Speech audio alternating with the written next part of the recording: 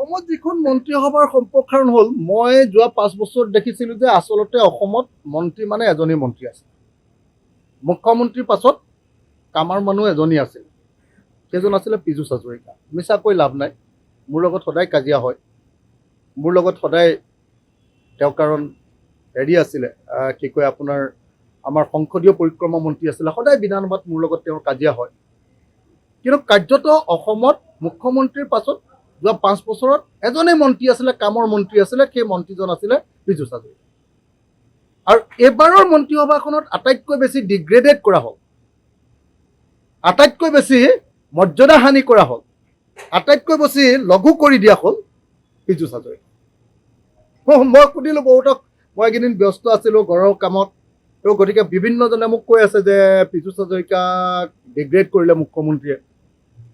পীযুষ হাজৰিকাক আৰু হিমন্ত বিশ্ব শৰ্মাৰ মাজত ইতিমধ্যে বিসম্বাদ আৰম্ভ হৈ গৈছে। পীযুষ হাজৰিকাই মুখ্যমন্ত্ৰীৰ চকীখনৰ পিনে চকু দিছিলে, সেইকাৰণে তেওঁ খেদিলে বুলি কৈ আছে মোক। মই কৈ থকা শুনিবলৈ পাইছোঁ।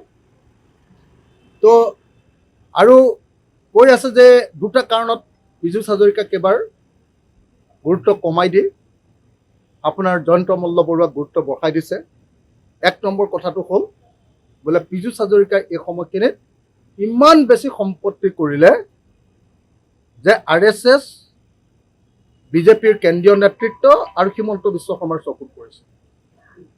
মোৰ তেতিয়া আকৌ মনত পৰিছে যে আৰে ভাই, যদি আটাইতকৈ বেছিকৈ সম্পত্তি কৰাৰ কাৰণে কোনোবাই মন্ত্ৰীসভাৰ পৰা গুৰুত্ব কম পাব লাগে, তেতিয়াহ'লে সেই মানুহজন নিশ্চয় হিমন্ত বিশ্ব শৰ্মাই হ'ব লাগে।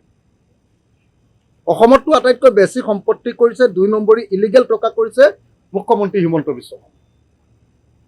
গতিকে যদি আটাইতকৈ বেছি 2 নম্বৰী টকাৰ কৰাৰ কাৰণে কাৰোবাৰ মন্ত্ৰিত্ব কাট যাব লাগে, তেতিয়াহ'লে হিমন্ত বিশ্ব শৰ্মাই মুখ্যমন্ত্ৰী হ'ব নালাগে।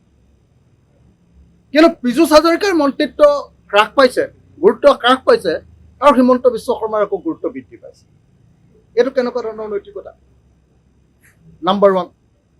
নাম্বাৰ 2, মই শুনিছোঁ যে নহয় আৰু এটা কথা আছে, যে আগতে পীযুষ হাজৰিকাক চিণ্ডিকেট চলাবলৈ দিছিলে, কিন্তু চিণ্ডিকেট চলাওঁতে পীযুষ হাজৰিকাই যিমান টকা কয়লা বা আপোনাৰ গৰু ম'হ বা আপোনাৰ শাক পাচলি বা ফল মূল বা আপোনাৰ কি কয় এইটো ম্যানমাৰৰ বাৰ্মিজ চুপাৰীৰ পৰা যিমান টকা দিছিলে, তাৰ পাছত কিছুদিন লাষ্টৰ এবছৰ জয়ন্ত মল্ল বৰুৱাক যেতিয়া চিণ্ডিকেট চলাবলৈ দি দিলে, তেতিয়াহ'লে হিমন্ত বিশ্ব শৰ্মাক বেছিকৈ টকা দিয়া হৈ গ'ল জয়ন্ত মল্ল বৰুৱাক।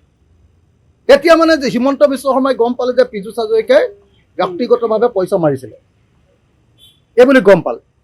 সেই গম পোৱাৰ কাৰণে মানে যিহেতু জয়ন্ত মল্ল বৰুৱাই বেছিকৈ পইচা দিছিলে, পীযুষ হাজৰিকাতকৈ চিণ্ডিকেটৰ পইচা বেছিকৈ দিছিলে, গতিকে জয়ন্ত মল্ল বৰুৱাক এইবাৰ বিত্তমন্ত্ৰীৰ দায়িত্ব দিছে, চিণ্ডিকেট কৰিবৰ কাৰণে আপোনাৰ কি কয় এইটো ফৰেষ্ট এণ্ড এনভাইৰনমেণ্ট ডিপাৰ্টমেণ্ট দিছে, আৰু সমস্ত চিণ্ডিকেটৰ ঠিকাটো জয়ন্ত মল্ল বৰুৱাক দিয়া বুলি মই জানিবলৈ পাইছোঁ। এইবুলি মই শুনিছোঁ। তো সেইটো কথা মই নাজানো, কিন্তু মই এটা কথা জানো যে যোৱা সময়খিনিত সঁচাকৈ প্ৰেক্টিকেলি যদি কোনোবা এজন দক্ষ মন্ত্ৰী অসম বিধানসভাত, অসম মন্ত্ৰীসভাত আছিলে, সেইজন বেলেগ কোনো নহয়, পীযুষ হাজৰিকা। পীযুষ হাজৰিকাৰ লগত মোৰ সদায় কাজিয়া, কিন্তু তাৰ পাছতো মই সদায় কওঁ যে ৱাটাৰ ৰিচোৰ্চ মিনিষ্টাৰ হিচাপে তেওঁৰ যিটো ভূমিকা আছে, সংসদীয় পৰিক্ৰমা বিভাগৰ মন্ত্ৰী হিচাপে তেওঁ যি ধৰণে মানে আপোনাৰ আগতে বিৰোধীক মানে হেৰি কৰিব খুজিছিলে, মানে ঠাণ্ডা কৰিবলৈ ব্যৱস্থা লৈছিলে, এইবাৰতো বিৰোধীক ঠাণ্ডা কৰিবলগীয়া নাই। এইবাৰ সংসদীয় পৰিক্ৰমা দপ্তৰৰ মন্ত্ৰী দিবলগীয়া কোনো কাৰণেই নাই, কাৰণ এইবাৰ বিৰোধীয়ে নাই। এইবাৰ 22জন নে 24জনে মানুহ নহয় জানো, গতিকে এইবাৰতো কামেই নাই, অকল 24জন মানুহ।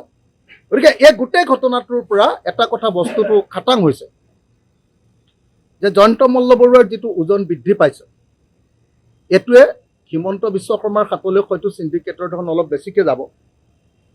হাগ্ৰামা মহিলাৰী গোটেই নামনি অসমখনৰ মানে গোটেই অসমলৈ সোমোৱা গোটেই গাড়ীবিলাকৰ ঠিকা দি দিছে, সেইকাৰণে ট্ৰেন্সপৰ্ট ডিপাৰ্টমেণ্টটো দিছে BPFৰ।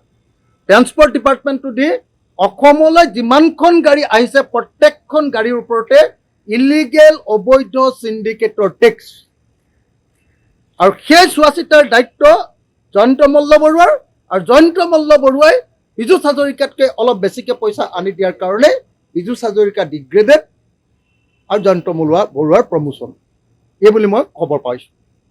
গতিকে এই মন্ত্ৰীসভাখনত এটা কথা খাটাং হৈ পৰিছে যে যিয়ে বেছিকৈ আটাইতকৈ চিণ্ডিকেটৰ মালটো বেছিকৈ গোটাই দিব পাৰিব তেওঁ ডাঙৰ মন্ত্ৰী হ'ব, আৰু যিয়ে চিণ্ডিকেটৰ মাল বেছিকৈ নিজে খাই দিব,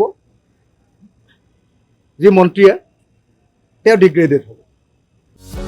যিকোনো খবৰৰ বাবে যোগাযোগ কৰক আমাৰ এই নম্বৰত 9181 307 2221।